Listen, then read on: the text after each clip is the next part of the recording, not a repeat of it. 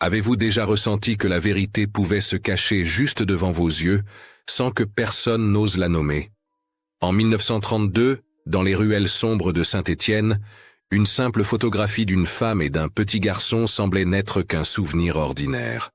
Mais derrière ce cliché, derrière le regard trop fixe d'Élise Morel et les yeux fuyants du petit Marceau, se trouvait un secret qui, des années plus tard, ferait vaciller tout ce qu'on croyait savoir sur cette famille. Car ce jour-là, personne ne pouvait imaginer que l'acte de naissance de l'enfant raconterait une toute autre histoire, enfouie sous le poids du silence, de la honte et d'un amour interdit. Et aujourd'hui, je vais vous dévoiler toute cette histoire dramatisée, inspirée de réalités que tant de familles ont traversées en silence.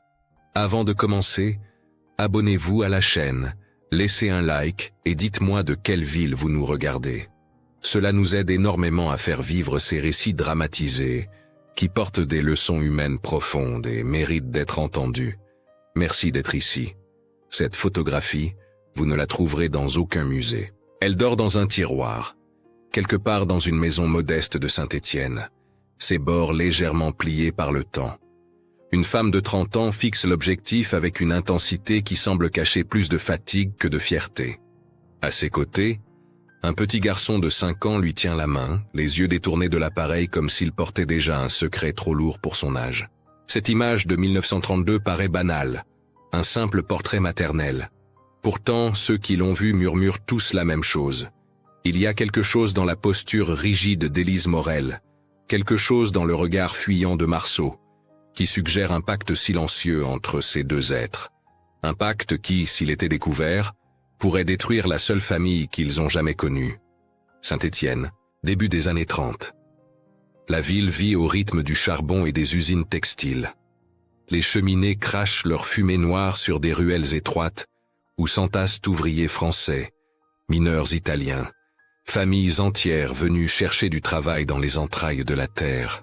C'est un monde dur, où chaque franc compte, où les femmes cousent jusqu'à l'aube pour quelques pièces, où les enfants apprennent tôt que la vie n'offre pas de cadeaux. Dans ce décor de suie et de sueur, Élise Morel tente de survivre. 30 ans, célibataire, costurière à domicile. Sa mère est morte 3 ans plus tôt d'une pneumonie, la laissant seule dans 2 pièces sombres d'un immeuble ouvrier. Chaque soir, elle coud des ourlets, répare des vestes, ajuste des robes pour les familles bourgeoises du centre-ville. Son atelier improvisé sent la laine humide et le pétrole de la lampe qui brûle tard dans la nuit. Mais Élise ne travaille pas seule. À ses pieds, sur un tapis élimé, Marceau joue avec des bobines de fil vides. Le garçon ne fait jamais de bruit. Il observe, écoute, apprend en silence. Les voisines disent qu'il est sage, trop sage pour son âge. Certaines murmurent qu'il ne ressemble pas à sa mère. D'autres se taisent, préférant ne pas poser de questions dont elles connaissent déjà les réponses dangereuses. Car dans ce quartier, tout le monde sait, tout le monde a deviné. Personne n'ose prononcer les mots à voix haute. Marceau n'est pas le fils biologique d'Élise. Elle l'a trouvé une nuit glaciale de janvier 1929, il y a 3 ans. Ce soir-là, Élise attendait un paiement en retard à la porte de service d'une grande maison bourgeoise de la rue Gambetta. La neige tombait en flocons épais, étouffant les bruits de la ville. Elle piétinait depuis 1 heure quand elle entendit un cri faible, presque imperceptible. Un pleur de nouveau-né. Le son venait d'un appentis en bois, derrière la maison. Élise hésita. Ce n'était pas ses affaires. Elle avait assez de problèmes sans aller chercher des ennuis. Mais le cri reprit, plus désespéré, et quelque chose en elle céda. À l'intérieur du cabanon, enveloppé dans une couverture miteuse qui sentait la suie et le charbon, un bébé d'environ 2 ans grelottait. Ses lèvres étaient bleues de froid. Près de lui, une seule chose. Une paire de petits souliers de mineurs, ceux que portaient les travailleurs italiens des galeries. Pas de mots, pas de nom. Juste un enfant abandonné et le silence terrible de la nuit d'hiver. Élise sut immédiatement ce que cela signifiait. Les immigrés italiens vivaient dans la peur constante. Sans papier régulier, sans protection légale, beaucoup préféraient disparaître plutôt que d'affronter les autorités. Un bébé non désiré, une mère sans ressources, une famille qui ne pouvait pas se permettre une bouche de plus à nourrir. Dans ces années-là, les archives municipales étaient pleines de cas similaires. Des enfants qui disparaissaient dans les statistiques, adoptés officieusement, parfois vendus, souvent oubliés. Élise prit l'enfant contre elle. Elle ne réfléchit pas, elle ne pesa pas les conséquences. Elle agit par instinct, par cette force mystérieuse qui pousse certaines femmes à protéger ce qui devrait être protégé, même au prix de leur propre sécurité. Elle rentra chez elle avec le bébé caché sous son manteau. Les voisins dormaient, personne ne vit rien. Le lendemain, quand on lui demanda d'où venait l'enfant, elle répondit simplement qu'il était son neveu, que sa sœur était morte et qu'elle devait s'en occuper. Une histoire banale, plausible, juste assez vague pour décourager les questions. Elle le nomma Marceau, en mémoire de son grand-père mineur, un nom français, solide, qui ne trahissait rien. Pendant 3 ans, elle l'éleva comme son propre fils. Elle travailla 2 fois plus pour le nourrir, veilla 2 fois plus tard pour réparer ses vêtements usés. Le quartier finit par accepter cette histoire. Après tout, qui se souciait vraiment de la provenance d'un enfant de plus dans ces rues surpeuplées? Mais Élise savait que cette paix fragile ne durerait pas éternellement, car elle avait menti, pas seulement aux voisins. Elle avait menti aux autorités. Et dans la France des années 30, où le gouvernement commençait à exiger des registres plus stricts pour contrôler l'immigration et recenser les enfants en âge scolaire, un mensonge pouvait se transformer en cauchemar. Le vrai problème n'était pas qu'elle ait recueilli un enfant. Le vrai problème, c'est qu'elle savait d'où il venait vraiment. Et ce secret, si jamais il éclatait, détruirait bien plus que sa propre vie. Car cette nuit de janvier 1929, Élise n'avait pas trouvé l'enfant par hasard. Elle attendait devant la maison de la famille Delcourt, une famille bourgeoise respectée, propriétaire de plusieurs commerces en ville. Et quelques jours avant cette nuit glaciale, elle avait surpris une conversation entre la cuisinière et la femme de chambre. Elle parlait de Jeanne, la fille unique des Delcourt, qui était partie brutalement pour les Alpes sous prétexte d'études. Mais tout le monde savait que les jeunes filles de bonne famille ne partaient pas ainsi, du jour au lendemain, sans raison. Jeanne Delcourt, 18 ans, avait disparu enceinte, et son bébé avait été fait disparaître avant même qu'elle ne puisse le voir. Élise ne dit rien. Elle comprit que si elle révélait la vérité, la famille Delcourt la détruirait. Ces gens-là avaient le pouvoir, l'argent, les relations.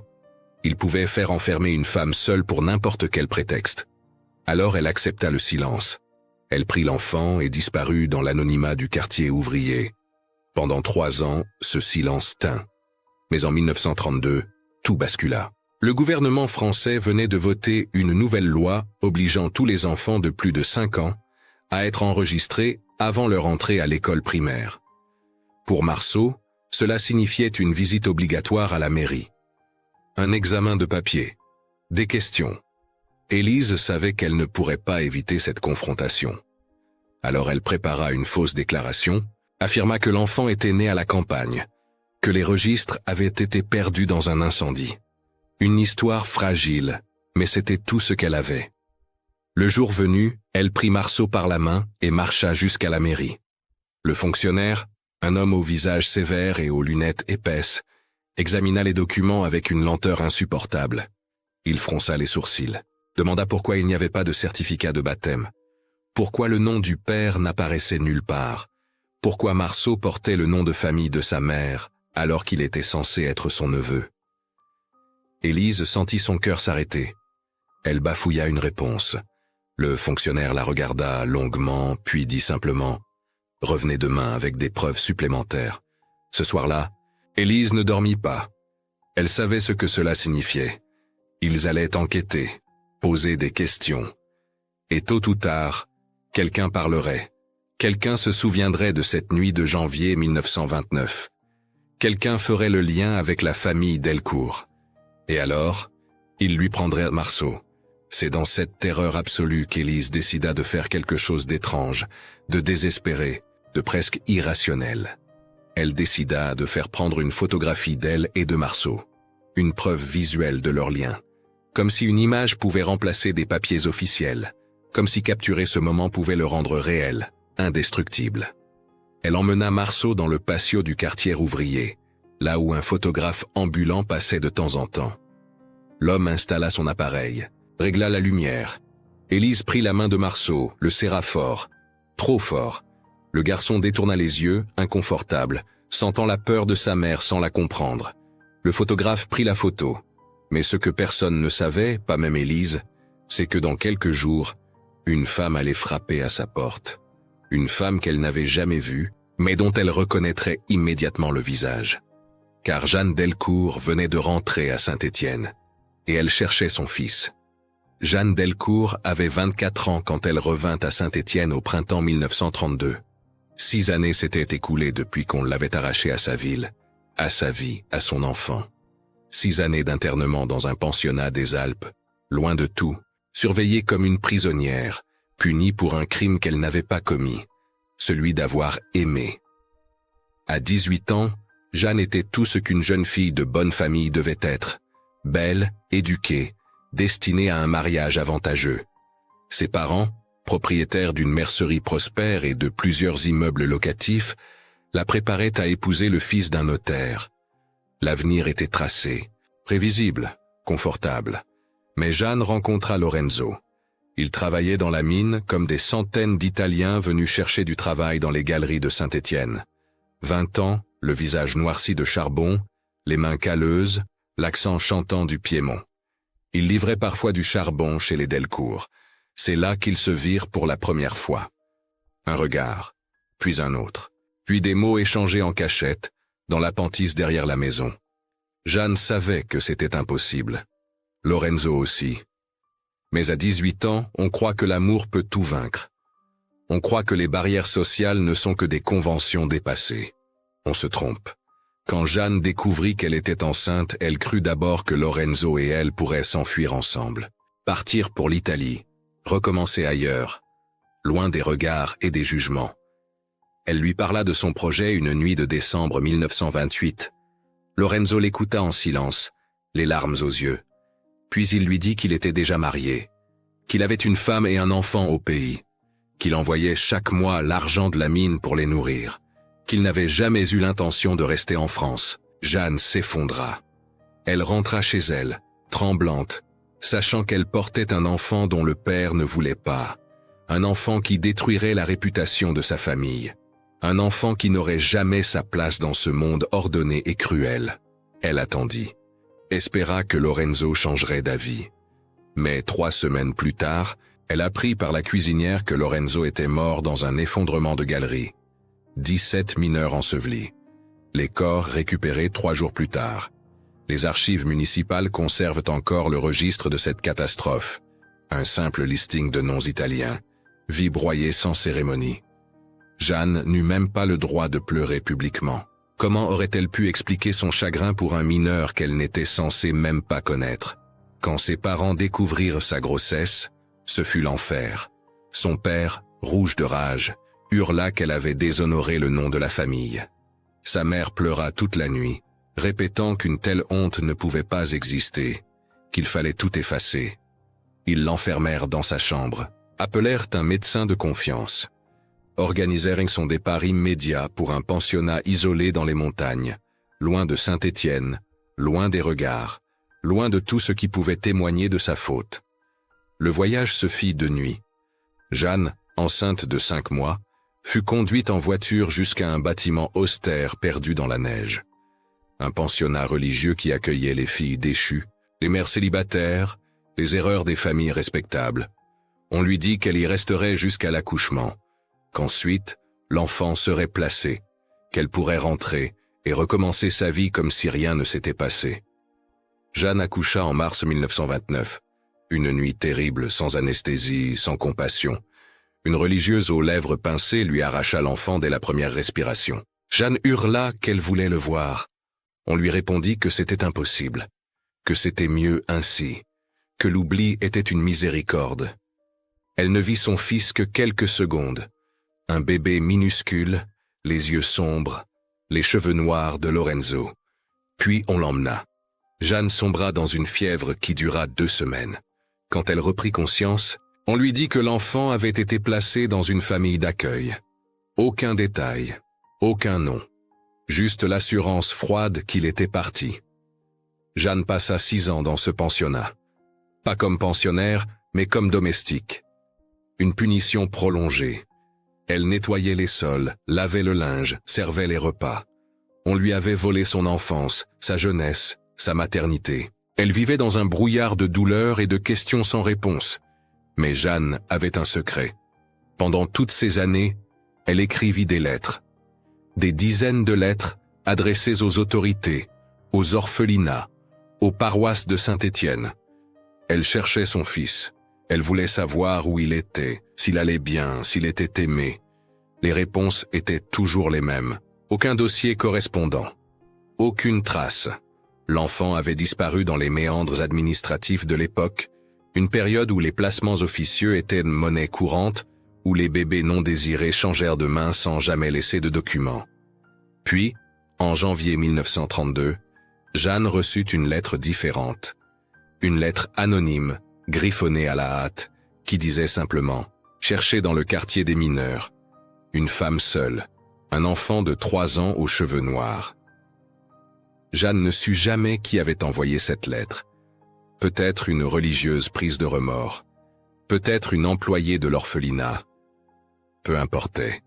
Cette lettre était la première lueur d'espoir en 6 ans de ténèbres. Elle supplia les religieuses de la laisser partir. Elles refusèrent. Alors elle s'enfuit. Une nuit de février, elle vola des vêtements civils, quelques pièces de monnaie, et descendit la montagne à pied. Elle marcha pendant 3 jours, dormit dans des granges, accepta des trajets de camionneurs. Elle faillit mourir de froid. Mais elle continua. Quand elle arriva à Saint-Étienne, elle était méconnaissable. Maigre, épuisée, les cheveux courts coupés par elle-même. Elle ne pouvait pas rentrer chez ses parents. Ils l'avaient reniée. Elle n'avait rien, personne que cette lettre anonyme et une obsession, retrouver son fils. Elle commença à chercher dans les quartiers ouvriers. Elle interrogea les voisines, les commerçants, les lavandières. Qui connaissait une femme seule avec un enfant de 3 ans? Un garçon aux cheveux noirs, aux yeux sombres. Les réponses étaient vagues. Il y avait tant de femmes seules, tant d'enfants. Mais un nom revenait parfois. Élise Morel, la couturière. Elle vivait avec un petit garçon, Marceau. Elle disait que c'était son neveu, mais personne n'y croyait vraiment. Jeanne sentit son cœur bondir. Marceau, un nom français, solide, qui ne trahissait rien. Exactement le genre de nom qu'on donnerait à un enfant pour effacer son origine italienne. Elle trouva l'adresse. Un immeuble gris de 3 étages dans une ruelle étroite. Elle resta plantée devant la porte pendant 1 heure, paralysée par la peur. Et si ce n'était pas lui? Et si c'était lui, mais qu'il ne la reconnaissait pas? Qu'il aimait cette autre femme? Qu'il la rejetait? Finalement, elle frappa. Élise ouvrit la porte, un fil et une aiguille à la main. Elle vit cette femme maigre, aux vêtements usés, aux yeux rougis. Elle allait demander ce qu'elle voulait quand son regard tomba sur Marceau.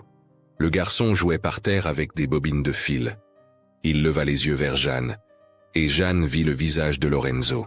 Les mêmes yeux sombres, les mêmes sourcils épais, la même bouche. C'était lui, son fils. L'enfant qu'on lui avait arraché, l'enfant qu'elle avait cherché pendant 6 ans. Elle porta la main à sa bouche pour étouffer un sanglot. Élise comprit immédiatement. Elle vit la reconnaissance dans les yeux de cet inconnu. Elle vit la ressemblance entre Jeanne et Marceau, subtile mais indéniable. Elle sut, avec une certitude terrifiante, que sa vie venait de basculer, car cette femme était la mère biologique de Marceau. Et elle venait réclamer son fils. Élise ferma la porte derrière Jeanne. Les 2 femmes se regardèrent en silence. Marceau, inconscient du drame qui se jouait, continuait à jouer. Jeanne parla la première, la voix brisée. Elle dit qu'elle était la mère de cet enfant, qu'on le lui avait volé à la naissance, qu'elle le cherchait depuis 6 ans, qu'elle voulait juste le voir, le toucher, s'assurer qu'il allait bien. Élise sentit sa gorge se serrer. Elle avait redouté ce moment pendant 3 ans. Elle savait qu'un jour, quelqu'un viendrait. Mais elle n'avait jamais imaginé que ce serait ainsi. Pas cette femme brisée, pas ce regard suppliant, pas cette douleur qui se reflétait dans chaque mot. Elle aurait pu mentir. Elle aurait pu dire que Jeanne se trompait, que Marceau était vraiment son neveu. Mais en regardant le visage dévasté de cette jeune femme, elle ne put pas. Elle ne put pas ajouter un mensonge de plus à cette histoire déjà trop chargée de silence et de secrets. Alors Élise dit la vérité.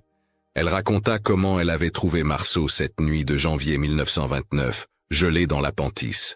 Comment elle l'avait recueilli, nourri, aimé. Comment elle avait gardé le secret pour le protéger. Jeanne écouta, les larmes coulant silencieusement sur ses joues. Quand Élise termina, elle demanda d'une voix à peine audible si elle pouvait prendre Marceau dans ses bras. Élise hésita. Chaque fibre de son être hurlait non. Cet enfant était le sien. Elle l'avait élevé. Elle s'était sacrifiée pour lui. Elle ne pouvait pas le perdre maintenant. Mais elle vit le visage de Jeanne, et elle comprit que cette femme n'était pas son ennemie. Elles étaient toutes deux victimes du même système brutal qui brisait les femmes et volait leurs enfants. Élise fit oui de la tête lentement, douloureusement. Jeanne s'approcha de Marceau, s'agenouilla à sa hauteur. Le garçon leva les yeux, curieux mais pas effrayé. Il avait l'habitude de voir des clientes de sa mère, des femmes qui venaient chercher des vêtements réparés. Jeanne tendit la main, effleura la joue de l'enfant. Sa main tremblait. Elle murmura quelque chose en italien. Une berceuse que sa propre mère lui chantait autrefois. Marceau sourit, sans comprendre les mots, mais touché par la douceur de la voix. Et puis Jeanne éclata en sanglots. Pas des larmes discrètes, mais des sanglots violents, déchirants. 6 années de douleur comprimée qui explosaient d'un coup. Elle serra Marceau contre elle, trop fort, et le garçon se mit à pleurer aussi, effrayé par cette étrangère qui le serrait comme si elle voulait le faire disparaître en elle. Élise réagit instinctivement. Elle arracha Marceau des bras de Jeanne, le prit contre elle, le berça pour le calmer. Jeanne resta à genoux sur le sol, les bras vides, le visage dans les mains, secoué de tremblements.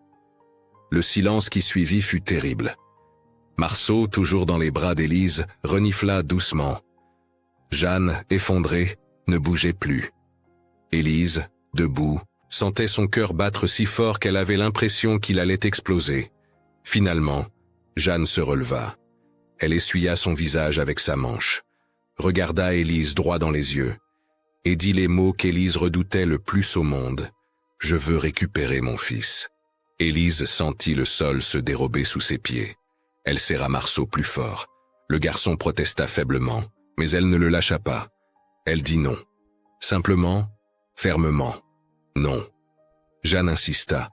Elle expliqua qu'elle avait cherché Marceau pendant 6 ans, qu'elle s'était enfuie du pensionnat pour le retrouver, qu'elle était sa vraie mère, celle qui l'avait porté, qui l'avait mise au monde, à qui on l'avait volé. Élise répondit qu'elle était celle qui l'avait sauvé de la mort, qu'elle l'avait nourri, habillé, soigné quand il était malade, qu'elle l'avait protégé des autorités, des questions, des regards, qu'elle était sa mère dans tous les sens qui comptaient vraiment. Les 2 femmes se faisaient face, chacune tenant à sa vérité, chacune portant sa propre douleur. Marceau, coincé entre elles, ne comprenait rien mais sentait la tension, la peur, la rage contenue. C'est alors que quelqu'un frappa à la porte. Un coup sec, autoritaire. Les 2 femmes se figèrent. Marceau se tut instantanément, comme s'il avait appris à reconnaître le son du danger. Élise ouvrit. C'était le fonctionnaire de la mairie, celui qui lui avait demandé de revenir avec des preuves supplémentaires. Il n'était pas seul.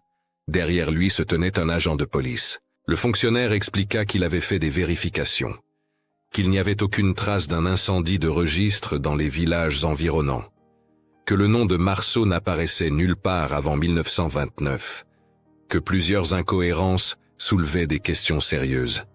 Il demanda à entrer. Élise ne put refuser. L'homme examina la pièce, posa des questions sur Marceau, sa date de naissance exacte, le nom de son père, les circonstances de sa venue chez Élise. Élise bafouilla des réponses. Elle savait qu'elle était prise au piège. Chaque mot qu'elle prononçait creusait sa tombe un peu plus profond. Le fonctionnaire finit par dire qu'il devait ouvrir une enquête officielle, que Marceau serait placé temporairement dans un orphelinat en attendant la clarification de sa situation, que si Élise ne pouvait pas prouver sa parenté, l'enfant serait déclaré pupille de l'État. Élise sentit ses jambes se dérober. Marceau dans un orphelinat. Marceau arraché d'elle. Marceau perdu dans le système administratif, comme tant d'autres enfants dont on ne retrouvait jamais la trace. Elle regarda Jeanne, toujours debout dans un coin de la pièce. Jeanne qui baissait les yeux, déchirée entre son désir de récupérer son fils et la conscience horrible de ce qui allait se passer. Car Jeanne savait ce qu'étaient les orphelinats. Elle avait passé 6 ans dans un pensionnat religieux à observer les enfants abandonnés. Elle avait vu leurs regards vides, leur peur constante, leur lente transformation en ombres obéissantes. Elle ne voulait pas ça pour son fils, mais elle ne savait pas quoi faire. Si elle révélait qu'elle était la mère biologique, les autorités demanderaient pourquoi elle avait abandonné l'enfant. On découvrirait qu'elle était une fille-mère, une déshonorée. On la jugerait inapte. On lui retirerait Marceau de toute façon. Les 2 femmes étaient prises dans le même piège. Le système ne leur laissait aucune issue. Ni l'une ni l'autre ne pouvait prouver légalement son droit à élever cet enfant. Le fonctionnaire annonça qu'il reviendrait le lendemain matin avec un mandat officiel. Que Madame Morel devait préparer Marceau et rassembler tous les documents en sa possession. Il repartit, l'agent de police sur ses talons. Quand la porte se referma, Élise s'effondra sur une chaise. Marceau courut vers elle, grimpa sur ses genoux, enfouit son visage dans son cou. Il ne comprenait pas ce qui se passait, mais il sentait que sa mère avait peur. Jeanne s'approcha lentement. Elle s'assit sur le sol à côté de la chaise. Pendant un long moment, personne ne parla. Le silence était lourd de toutes les questions impossibles, de toutes les décisions qui déchiraient. Finalement, Jeanne murmura qu'elle était désolée, qu'elle n'aurait jamais dû venir, qu'elle avait tout détruit en cherchant son fils. Élise ne répondit pas immédiatement.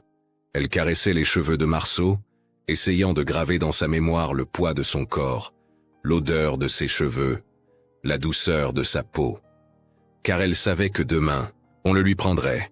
Puis elle dit quelque chose qui surprit Jeanne autant qu'elle se surprit elle-même. Elle dit « Et si nous trouvions une solution ensemble ?» Jeanne leva les yeux, incrédule. Quelle solution? Il n'y en avait pas. Les lois de l'époque étaient claires. Un enfant sans papier régulier devenait pupille de l'État. Point final. Mais Élise avait une idée folle, désespérée. Mais c'était tout ce qu'elles avaient. Elle expliqua qu'elle avait gardé contact avec quelques clientes fortunées. Parmi elles, Madame Bertrand, une veuve sans enfant qui avait toujours été bienveillante avec elle.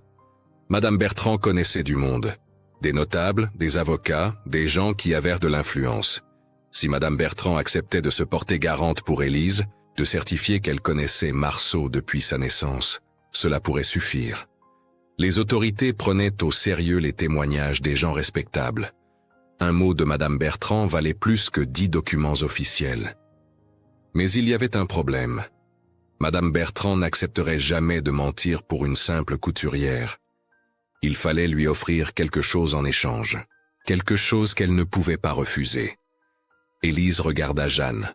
Jeanne la regarda en retour, et dans ce regard, elles comprirent toutes deux ce qu'Élise suggérait.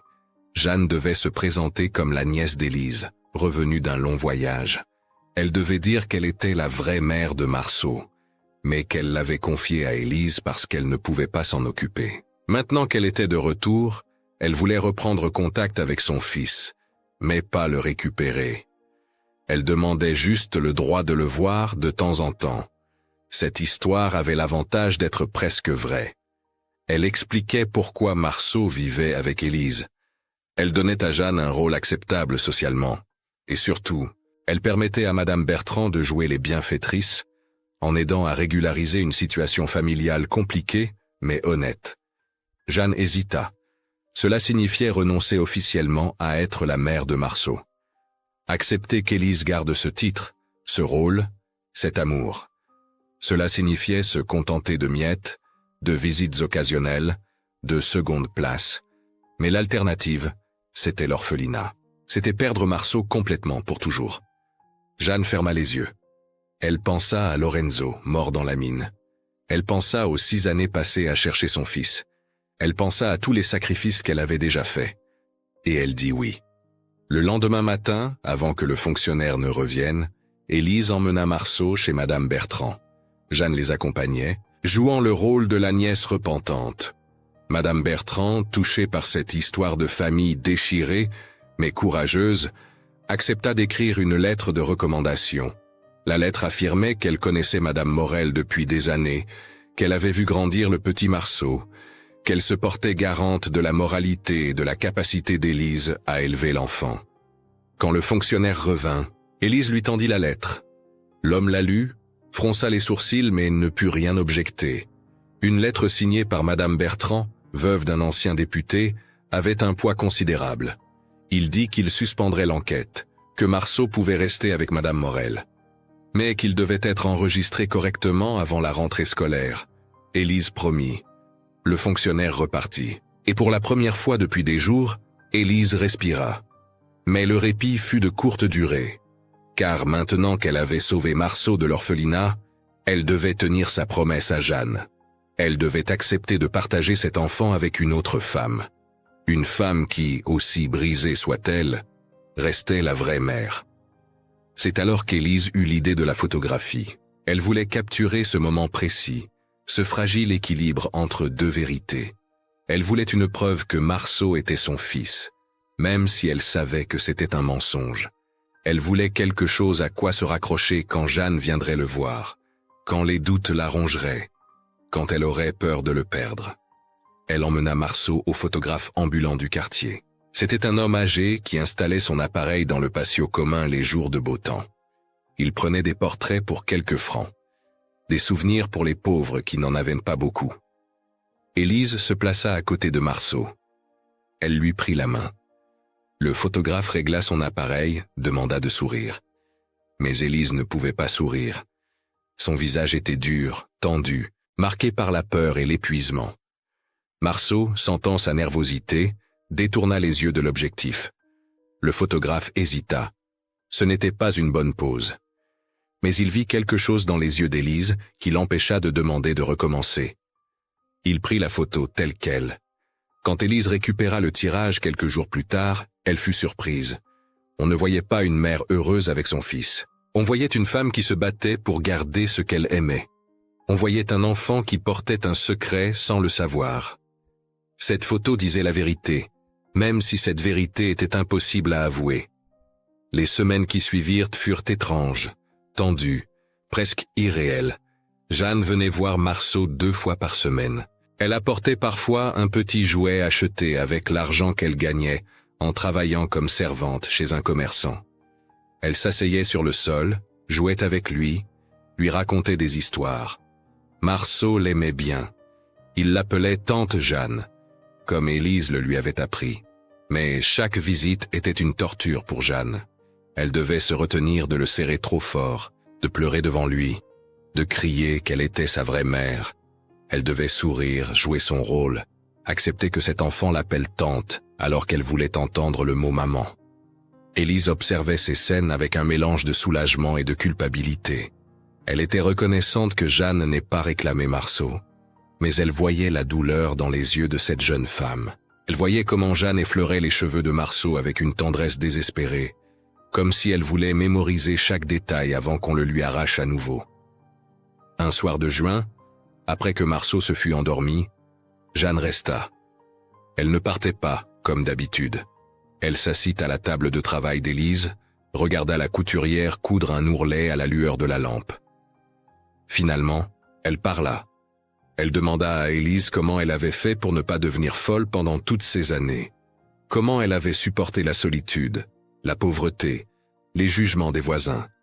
Comment elle avait trouvé la force d'élever un enfant qui n'était pas le sien. Élise ne répondit pas immédiatement. Elle continua à coudre, son aiguille traversant le tissu avec des gestes mécaniques, répétitifs, apaisants. Puis elle dit que c'était simple. Elle avait trouvé Marceau. Et Marceau l'avait trouvé. C'était tout ce qui comptait. Jeanne secoua la tête. Non, ce n'était pas si simple. Elle voulait comprendre. Elle avait besoin de comprendre comment on pouvait aimer un enfant qui n'était pas de son sang. Comment on pouvait être mère sans avoir accouché, sans avoir porté cette vie en soi. Élise posa son ouvrage. Elle regarda Jeanne droit dans les yeux. et elle dit quelque chose qui changea tout. Elle dit que Jeanne se trompait, qu'elle croyait que la maternité, c'était le sang, la naissance, le lien biologique. Mais c'était faux, la maternité c'était les nuits blanches quand l'enfant avait de la fièvre. C'était les heures passées à coudre pour acheter du lait. C'était la terreur constante de le perdre, de ne pas être assez, de ne pas pouvoir le protéger. C'était l'amour qui se construisait jour après jour, geste après geste, sacrifice après sacrifice. Jeanne écouta, les larmes aux yeux. Elle voulait protester, dire qu'elle aussi avait souffert, qu'elle aussi avait aimé, même de loin, même sans le voir. Mais Élise ne lui laissa pas le temps. Elle continua. Elle dit qu'elle savait que Jeanne était la mère biologique, que Marceau avait les yeux de Lorenzo, le visage de Jeanne, qu'elle voyait cette ressemblance chaque jour et que cela lui faisait mal. Mais que cela ne changeait rien. Marceau était son fils. Parce qu'elle l'avait choisi, parce qu'elle avait renoncé à tout pour le garder. Le silence qui suivit fut long. Les deux femmes se regardaient, chacune portant sa vérité, chacune défendant son amour. Puis Jeanne dit quelque chose qui surprit Élise. Elle dit qu'elle comprenait, qu'elle voyait bien que Marceau aimait Élise, qu'il se sentait en sécurité avec elle, qu'elle était incapable, elle, Jeanne, de lui offrir cette stabilité. Mais elle ajouta, la voix tremblante, « Est-ce que tu lui diras un jour qui je suis vraiment ?» Élise ne répondit pas immédiatement. C'était la question qu'elle redoutait, celle qui la hantait chaque nuit. Devait-elle dire à Marceau la vérité? Devait-elle détruire le mensonge sur lequel elle avait construit leur vie? Elle finit par dire, « Quand il sera assez grand pour comprendre, quand il pourra choisir. » Jeanne acquiesça lentement. C'était tout ce qu'elle pouvait espérer. Une promesse fragile, incertaine, mais une promesse quand même. Les mois passèrent. L'été arriva, chaud et lourd. Marceau grandit. Il parlait de plus en plus, posait des questions. Il demandait parfois pourquoi tante Jeanne le regardait toujours avec des yeux tristes. Pourquoi elle l'embrassait différemment des autres adultes. Élise répondait que tante Jeanne avait eu une vie difficile. Que certaines personnes portaient leur tristesse sur leur visage. Marceau semblait accepter cette explication. Mais un jour, en septembre 1932, tout bascula à nouveau. Jeanne arriva chez Élise en plein après-midi, chose qu'elle ne faisait jamais. Elle était pâle, tremblante. Elle annonça qu'elle devait partir, que sa famille l'avait retrouvée, que son père était mourant et qu'il voulait la voir une dernière fois. Élise sentit son cœur se serrer. Elle savait ce que cela signifiait. La famille Delcourt allait tout découvrir. Ils allaient apprendre que Jeanne avait retrouvé l'enfant. Et s'ils le voulaient, avec leur argent et leur influence, ils pourraient tout détruire. Jeanne vit la peur dans les yeux d'Élise. Elle s'empressa de la rassurer. Elle dit qu'elle ne dirait rien, que son père mourrait sans savoir qu'elle avait retrouvé son fils, que sa mère continuerait à croire le mensonge qu'on lui avait raconté. Mais Jeanne savait aussi qu'elle ne pourrait plus revenir à Saint-Étienne. Pas tant que sa famille serait vivante. Pas tant que le risque de découverte existait. Elle demanda à voir Marceau une dernière fois.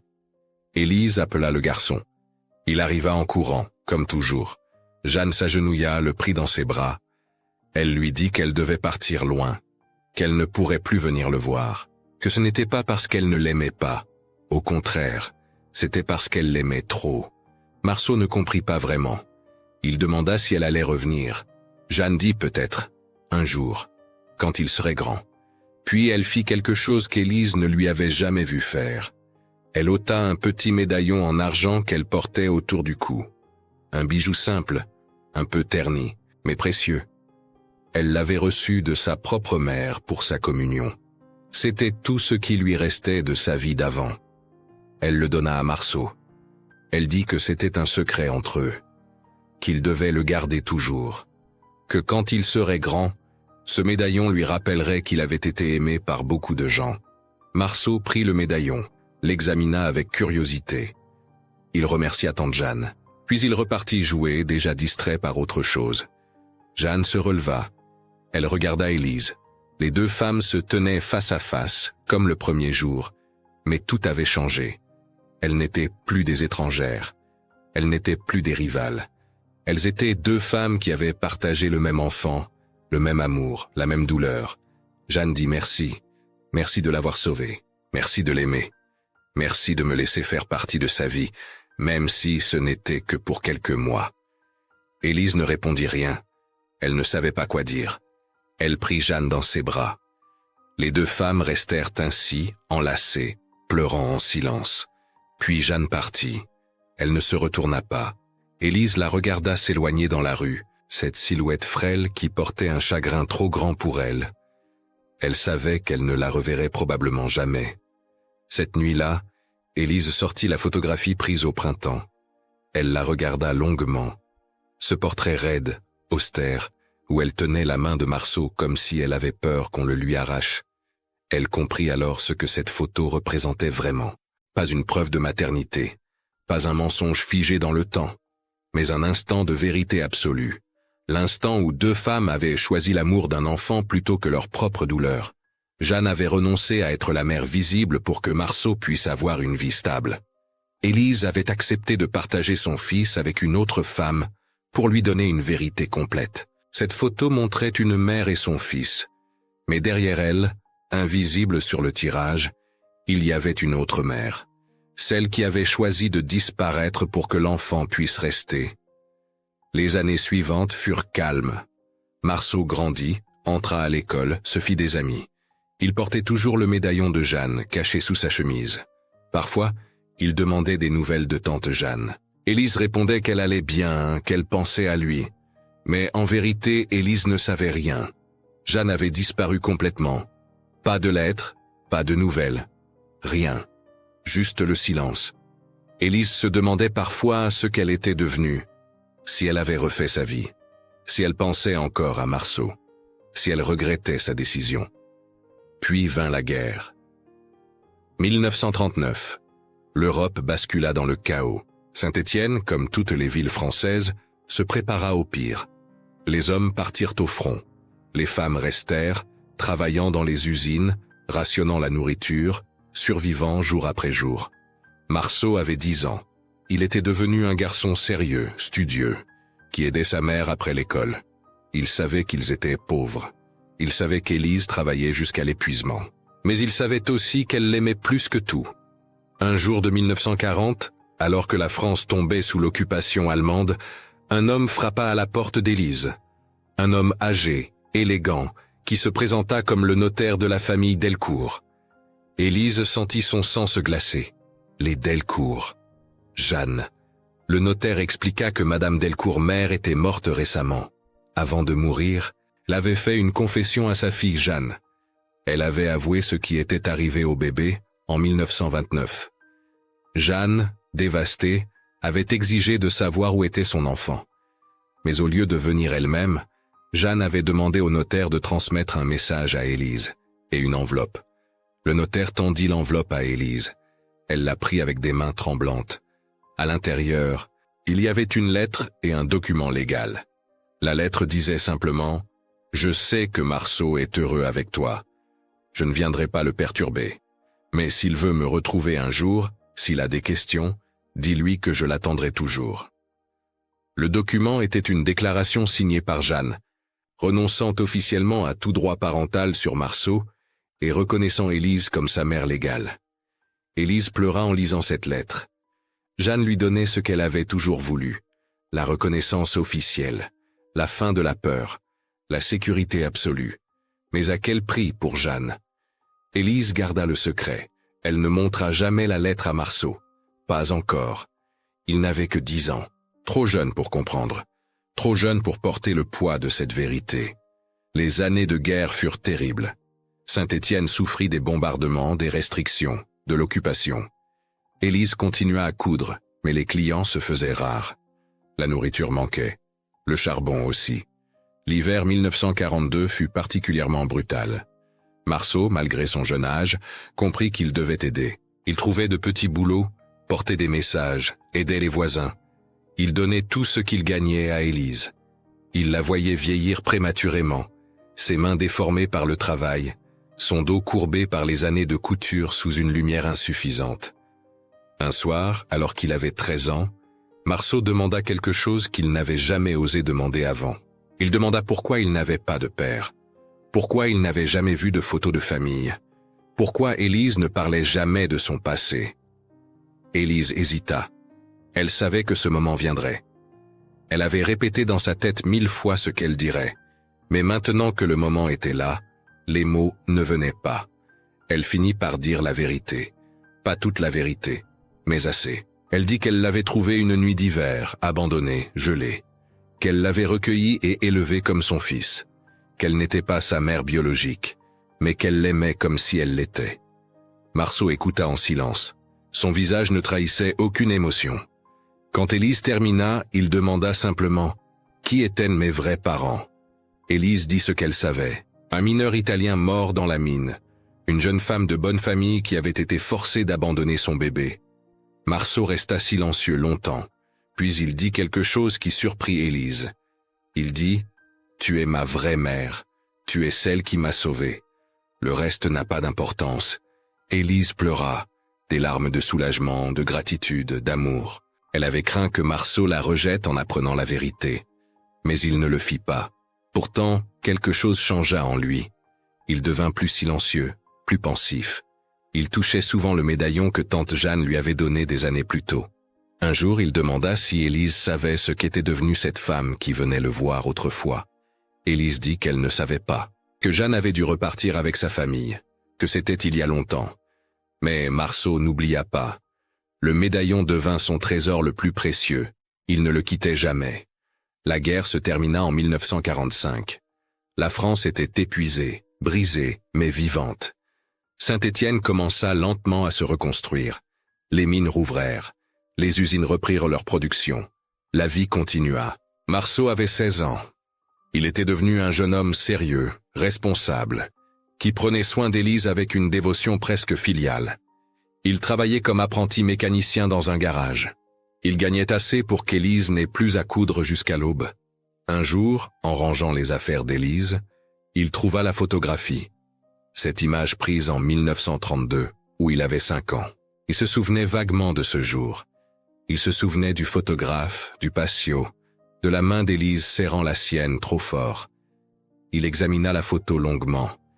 Il vit le visage tendu d'Élise. Son regard qui fixait l'objectif comme si elle voulait défier le monde entier. Il vit son propre visage d'enfant, détourné, portant déjà un secret. Il demanda à Élise pourquoi elle avait fait prendre cette photo. Élise répondit simplement qu'elle voulait garder un souvenir, que c'était une époque difficile et qu'elle avait peur de le perdre. Marceau ne posa pas d'autres questions, mais il garda la photo. Il la prit avec lui quand il quitta finalement la maison pour s'installer dans son propre appartement. Les années passèrent. Marceau devint un homme. Il se maria, eut des enfants. Mais il revenait voir Élise chaque semaine. Il ne l'oublia jamais. Il ne prit jamais pour acquis ce qu'elle avait fait pour lui. Élise vieillissait. Ses mains ne pouvaient plus tenir une aiguille. Ses yeux ne voyaient plus assez bien pour coudre. Mais elle était heureuse. Elle avait vécu pour voir Marceau devenir un homme bon, un père aimant, quelqu'un qui donnait au monde plus qu'il ne prenait. En 1958, alors qu'Élise avait 60 ans, elle tomba malade. Une pneumonie. La même maladie qui avait tué sa mère des décennies plus tôt. Elle savait que c'était la fin. Marceau vint à son chevet. Il tenait sa main, cette main qu'il avait nourrie, habillée, protégée. Il lui dit qu'il l'aimait, qu'elle était la meilleure mère qu'il aurait pu avoir. Élise sourit faiblement. Puis elle dit qu'elle avait quelque chose à lui donner. Elle demanda à Marceau d'ouvrir le tiroir de sa table de nuit. À l'intérieur, il trouva une enveloppe jaunie par le temps. L'enveloppe que le notaire avait apportée en 1940.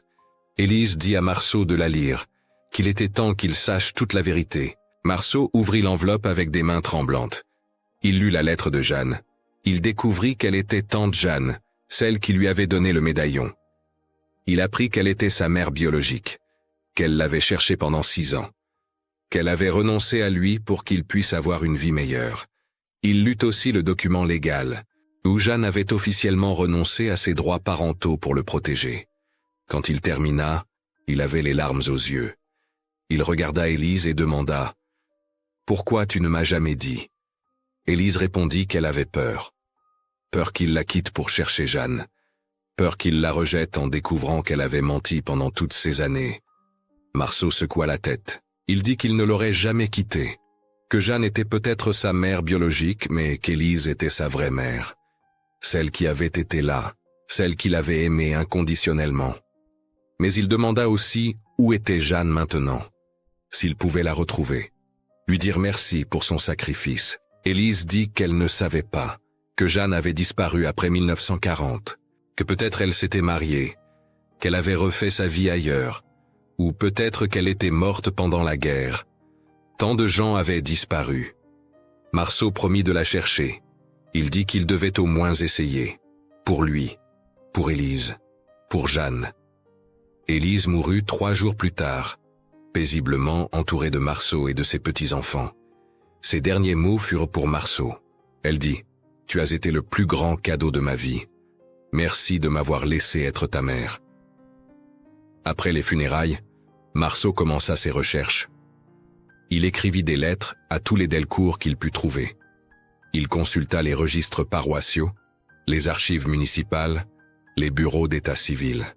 Pendant des mois, il ne trouva rien. Puis, en 1959, il reçut une réponse. Une lettre venant de Lyon. Une femme qui disait s'appeler Jeanne Mercier, née Delcourt.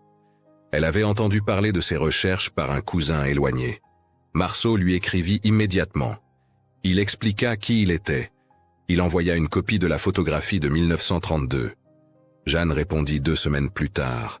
Sa lettre était courte, émotionnelle, difficile à lire. Elle confirma qu'elle était sa mère, qu'elle avait passé toute sa vie à penser à lui, qu'elle avait été terrifiée à l'idée qu'il la déteste pour l'avoir abandonnée. Elle expliqua qu'après 1940, elle s'était mariée avec un veuf qui avait 3 enfants. Elle les avait élevés comme les siens, essayant de compenser le fils qu'elle avait perdu. Elle vivait à Lyon, travaillait comme institutrice. Elle avait une vie simple, tranquille, mais elle n'avait jamais oublié Marceau. Elle gardait le souvenir de leurs quelques mois ensemble comme son trésor le plus précieux. Elle demanda si Marceau voulait la rencontrer. Si c'était trop pour lui, elle comprendrait. Mais si jamais il acceptait, elle serait là. Marceau prit le train pour Lyon le mois suivant. Il apporta la photographie de 1932 et le médaillon que Jeanne lui avait donné 27 ans plus tôt. Ils se rencontrèrent dans un café près de la gare. Jeanne avait 50 ans maintenant. Ses cheveux étaient gris, son visage marqué par les années. Mais ses yeux étaient les mêmes que dans les souvenirs flous de Marceau. Ils parlèrent pendant des heures. Jeanne raconta son histoire. Marceau raconta la sienne. Ils pleurèrent ensemble en évoquant Élise, cette femme qui les avait aimés tous les deux différemment, mais avec la même intensité. Jeanne demanda à voir la photographie. Marceau la lui tendit. Elle la regarda longuement, touchant le visage d'Élise avec ses doigts tremblants. Elle dit qu'elle avait toujours su qu'Élise était une femme extraordinaire, qu'elle lui avait donné le plus grand cadeau possible, l'amour et la sécurité qu'elle-même n'aurait jamais pu offrir à l'époque. Marceau lui rendit le médaillon. Il dit que c'était à elle, qu'il l'avait gardé toutes ces années, mais que maintenant il voulait qu'elle le reprenne. Jeanne refusa. Elle dit que ce médaillon était le lien entre eux, qu'il devait le garder, et qu'un jour, il devrait le donner à ses propres enfants, et leur raconter l'histoire de 2 femmes qui s'étaient battues pour qu'ils puissent vivre. Marceau et Jeanne restèrent en contact jusqu'à la mort de Jeanne en 1975. Ils ne devinrent jamais vraiment mère et fils au sens traditionnel, mais ils développèrent une amitié profonde, teintée de respect et de gratitude mutuelle. Marceau garda toujours la photographie de 1932. Il la montra à ses enfants, puis à ses petits-enfants. Il leur raconta l'histoire d'Élise, la couturière qui avait sauvé un enfant abandonné. Il leur parla de Jeanne, la jeune femme qui avait renoncé à tout pour que cet enfant puisse grandir en sécurité. Il leur expliqua que l'amour maternel pouvait prendre des formes différentes, que parfois, aimer signifiait tenir, et que parfois aimer signifiait lâcher prise. Aujourd'hui, cette photographie existe toujours. Elle n'est pas dans un musée, elle n'est pas exposée publiquement. Elle dort dans un album de famille, quelque part dans une maison de Saint-Étienne, transmise de génération en génération. Les descendants de Marceau la regardent parfois. Ils voient cette femme au regard dur, cet enfant aux yeux détournés. Et ils savent que derrière cette image simple se cache une histoire d'amour, de sacrifice et de courage. L'histoire de deux mères qui ont choisi l'amour d'un enfant plutôt que leur propre douleur. L'histoire d'un système qui voulait séparer, mais de femmes qui ont trouvé un moyen de rester unies malgré tout. Et cette histoire nous rappelle que la famille n'est pas toujours définie par le sang, que l'amour véritable se construit jour après jour, dans les petits gestes, les sacrifices silencieux, les renoncements douloureux, que parfois, être mère signifie donner la vie, et que parfois, être mère signifie donner l'amour à une vie qui existe déjà. Marceau est mort en 1998, à l'âge de 71 ans. Sur sa table de nuit, il gardait deux objets. La photographie de 1932, où Élise le tenait avec cette force désespérée, et le médaillon de Jeanne, qu'il n'avait jamais cessé de porter. Ces deux objets racontaient la même histoire. L'histoire d'un enfant qui avait eu la chance d'être aimé par deux mères extraordinaires, deux femmes que le destin avait placées dans des rôles impossibles, mais qui avaient trouvé le courage de transformer une tragédie en famille. Et quelque part, dans cette maison de Saint-Étienne où la photographie repose encore, leurs arrière-petits-enfants grandissent en sachant qu'ils descendent d'une lignée de femmes courageuses, de survivantes, de guerrières silencieuses qui ont combattu avec la seule arme qu'elles possédaient, l'amour inconditionnel. Cette histoire n'est pas unique. Dans toute la France, dans toute l'Europe, des milliers de femmes comme Élise et Jeanne ont dû faire des choix impossibles. Des milliers d'enfants comme Marceau ont grandi sans connaître leurs origines. Des milliers de secrets familiaux dorment encore dans des tiroirs, dans des albums, dans des photos jaunies. Mais chacune de ces histoires mérite d'être racontée, car elle nous rappelle que l'histoire n'est pas faite que de guerres et de traités. Elle est faite de vies individuelles, de choix personnels, d'amour interdit et de sacrifices silencieux. La photographie de 1932 ne dit pas tout. Elle ne montre pas les nuits blanches, les peurs, les larmes. Elle ne révèle pas la complexité des relations humaines, la beauté des sacrifices mutuels. Mais elle existe, et tant qu'elle existera, tant qu'on la regardera, tant qu'on racontera son histoire, Élise et Jeanne vivront. Deux femmes ordinaires qui ont fait des choses extraordinaires par amour. Et c'est peut-être ça, la vraie leçon, que nous sommes tous capables de grandeur quand nous aimons vraiment. Que les héros ne portent pas toujours d'uniforme. Que parfois, le plus grand acte de courage est simplement d'aimer malgré la peur, de tenir bon malgré la douleur, de choisir le bonheur d'un autre plutôt que le nôtre. Cette petite photo en noir et blanc, avec ses bords pliés et son tirage fané, contient plus de vérité sur la condition humaine que tous les monuments et tous les discours. Elle nous rappelle que l'amour véritable ne connaît pas de frontières, ni de sang, ni de loi, ni de convention sociale. Elle nous rappelle que parfois, la plus grande famille est celle qu'on choisit, et que le plus grand héritage qu'on puisse laisser n'est pas l'argent ou la gloire, mais l'amour qu'on a donné et les vies qu'on a touchées. Voilà ce que cette photographie raconte. Voilà pourquoi elle mérite d'être préservée, regardée et racontée encore et encore.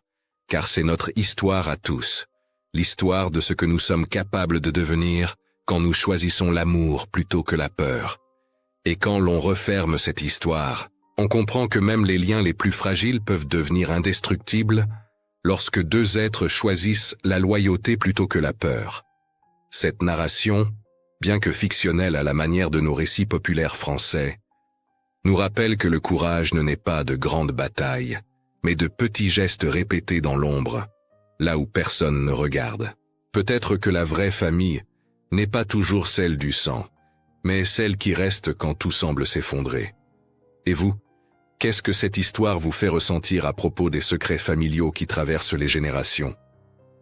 Avez-vous déjà été témoin d'un amour silencieux, d'un sacrifice discret que personne n'a jamais reconnu?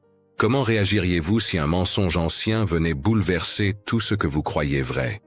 Si vous êtes resté jusqu'ici, écrivez le mot « tendresse » dans les commentaires. Dites-nous aussi de quelle ville vous nous regardez. Et si vous le souhaitez, partagez une histoire ancienne de vos grands-parents, de vos arrière-grands-parents, un fragment de mémoire familiale qui pourrait un jour inspirer un nouveau récit. Merci du fond du cœur. Votre participation fait vivre cette communauté. N'oubliez pas de vous abonner à la chaîne, d'aimer la vidéo, d'activer la cloche, de partager ce récit autour de vous, et de cliquer sur la vidéo suivante pour découvrir une autre histoire qui éclaire nos vies à travers les drames du passé.